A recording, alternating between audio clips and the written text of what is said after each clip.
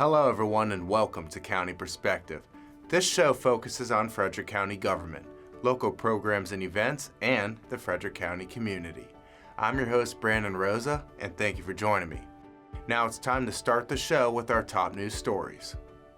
Frederick County officials announced a bipartisan plan to restrict data center development to the East Alco area north of Adamstown. The agreement limits development to less than 1% of the county's land, focusing on areas with existing infrastructure. A new zoning overlay will guide development, balancing infrastructure needs and environmental protections. All 7 county council members will co-sponsor the measure, which will proceed through the regular legislative process. Afterward, a detailed map will be developed through public input and reviewed by the Planning Commission and County Council. The move aims to prevent sprawl while supporting economic growth.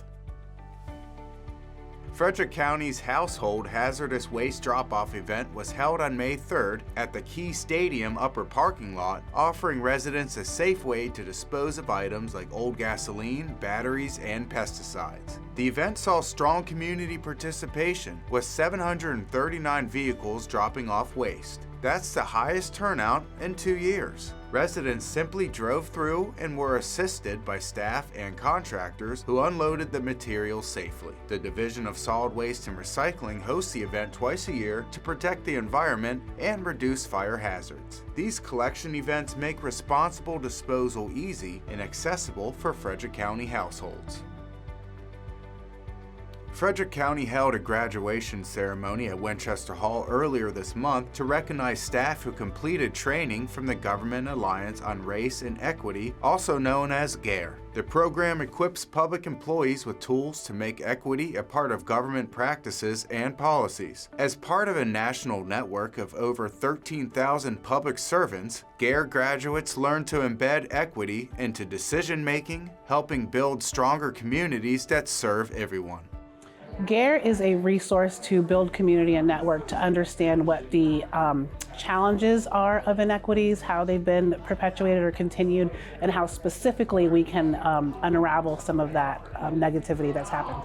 I was interested in the GARE cohort when approached because I have 4 biracial children, and I've seen their experiences just in the community, how one is treated differently than the other. So I wanted to do my part in government to make sure that there is diversity, equity, and inclusion everywhere, and then everyone has a sense of belonging. So I think the GARE experience is really important because it builds cohesion across multiple county divisions and opportunities to figure out how we can advance the county's DEI initiatives and how that impacts in each of our divisions differently, as well as across the board. The graduation marks an important step in the county's ongoing commitment to ensuring all residents can thrive. County leaders praise the graduates for their dedication to creating a more equitable local government. On the last episode of County Perspective, we visited District Farms, a hydroponic lettuce farm. Now in this episode of Farming Frederick, we're going to get a look at what it takes to raise show pigs. Let's check it out. Hi, I'm Yvette Castillo, and I've never been on a farm before.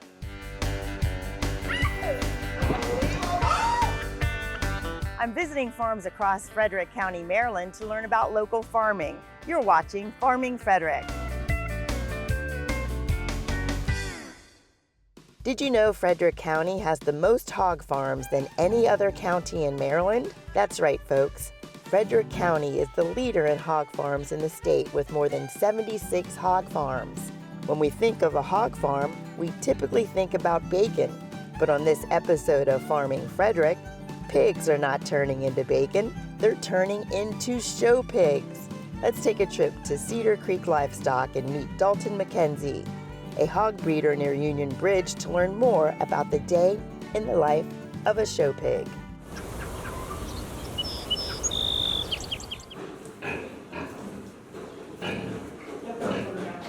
So I'm here with Dalton, and the first thing he said to me is that his daughter might need some help washing her show pig. So here we are. Dalton, what do we do next? So we like to wash our show pigs once a week at least with soap, and then we rinse them every day. So first thing we like to do is wet them down. And then once they're all wet, Emery can get the soap over there. Can show you what to do next. Just squirt it on her back, Emmy. So tell me a little bit about show pigs. Where do they have competitions? So we go to shows through what's called the East Coast Livestock Association for Emery because she's not in 4-H yet. And they're pretty much all over the East Coast, Maryland, Virginia, West Virginia, and some in Pennsylvania. But ultimately, pig shows can be anywhere across the country. So there's national shows, there's state level shows, there's county level shows. Oh, wow. And so you say typically these show pigs are for 4-H programs? Yep, so typically what we target is show pigs, which would be for 4-Hers, kids anywhere from Emery 6, so she's not in 4-H yet, but 4-H is 8 to 18. And then they can show in a junior livestock show before they're 8 or until they're 21. So Emery started early. Last year was her first year. She was 5. And then she'll be able to show till she turns 21.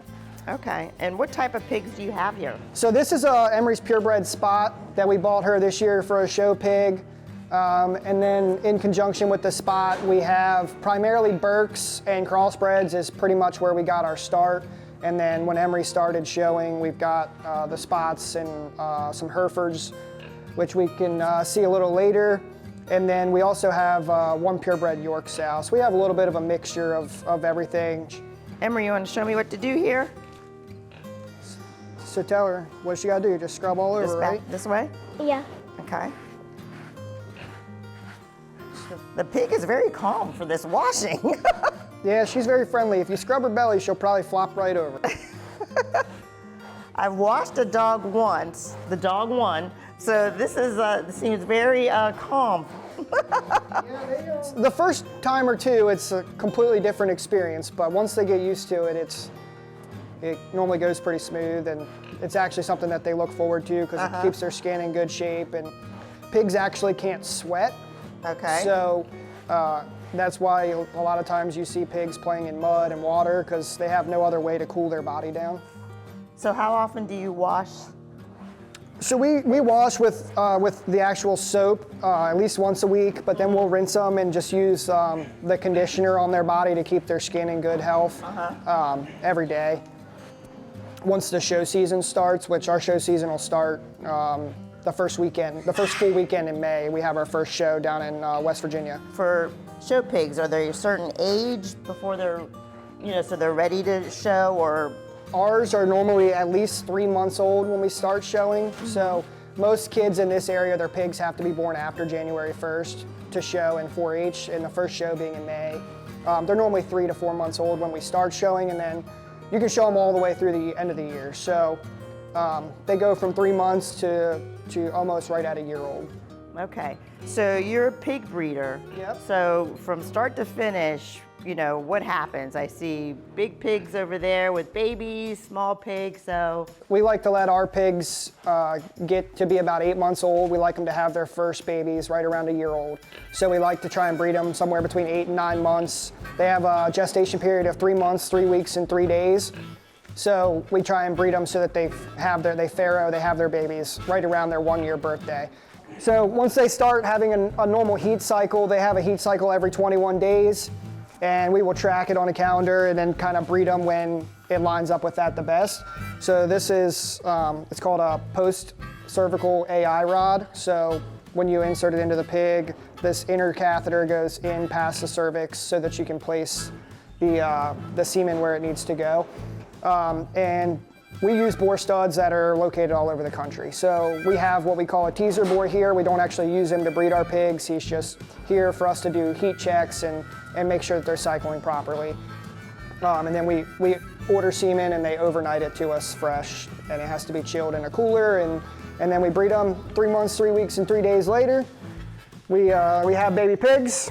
Wow. And then they rotate around the barn here from stage to stage until it's time for them to be sold for a kid to show. And if they don't make show pigs, we sell them, for other people to do whatever they wish with them.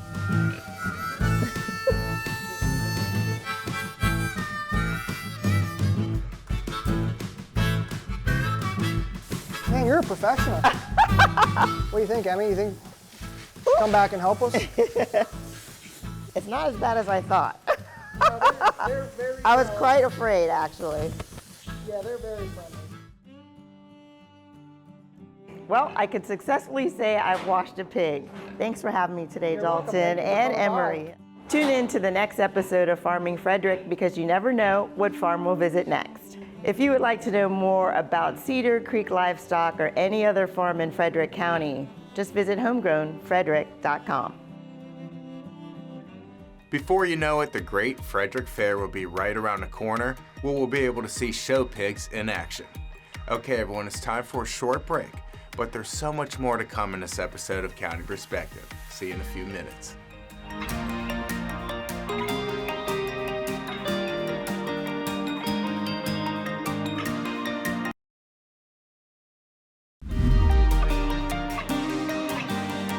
Hello everyone and welcome back to County Perspective. In a moment, we're going to learn about some brave men and women at the Frederick County Sheriff's Office. But first, let's visit Frederick County Animal Control and Pet Adoption Center to see who our four-legged friend is in this episode's Pet of the Week.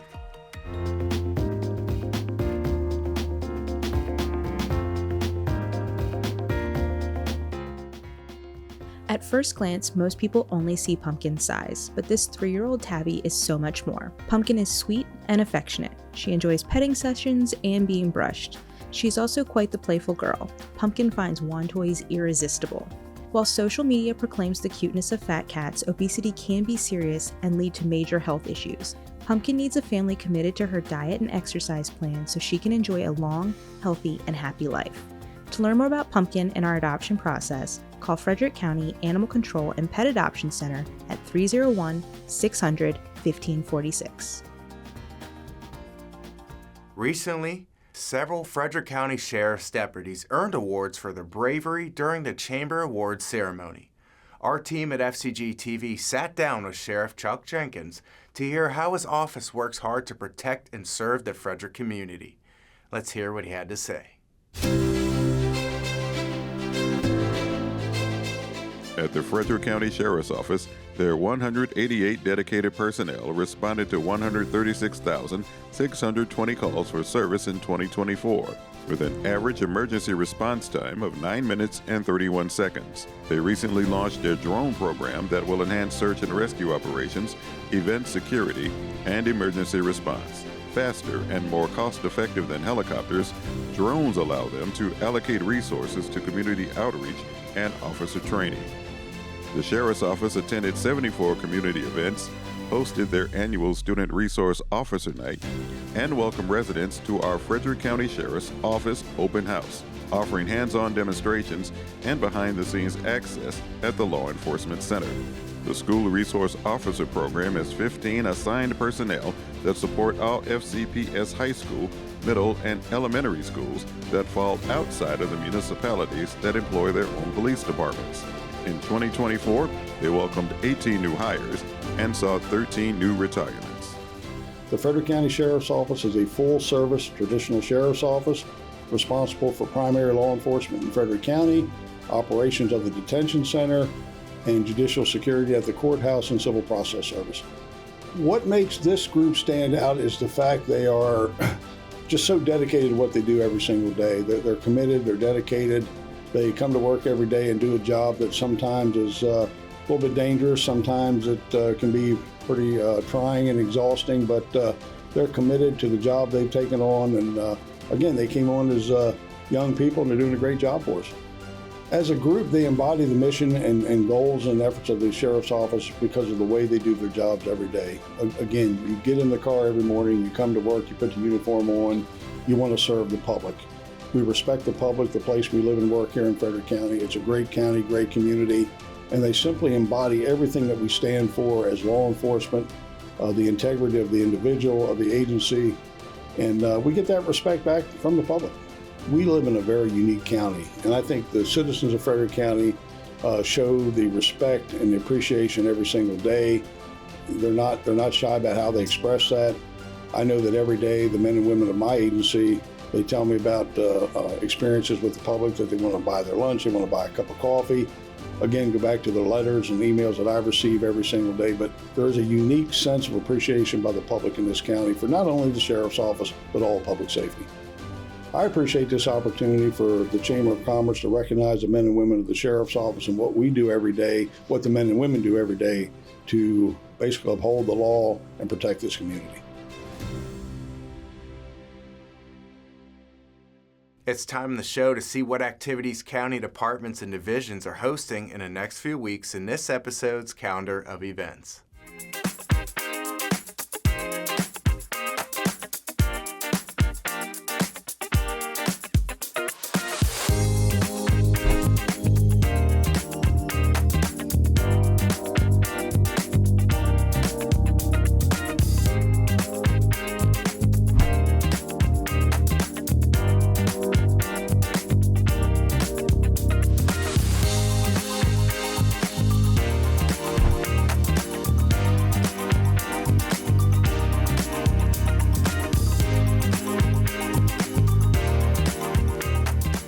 To find out more about future events and activities, visit frederickcountymd.gov.